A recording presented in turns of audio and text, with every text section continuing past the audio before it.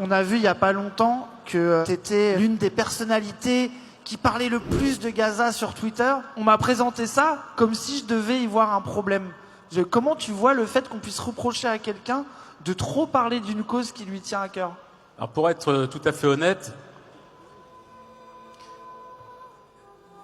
depuis un an, ma vision sur les choses, sur mon pays, sur la société dans laquelle j'ai grandi, j'ai évolué, j'ai travaillé, a complètement changé.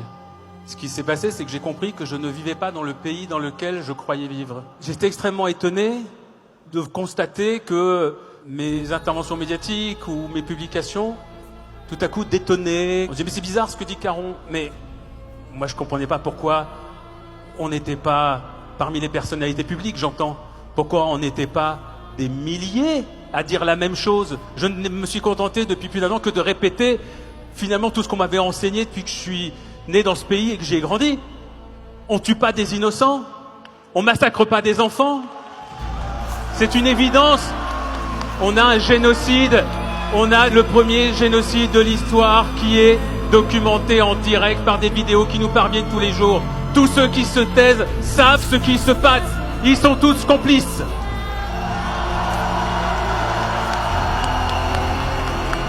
Je ne pardonnerai pas à ceux qui se sont tus.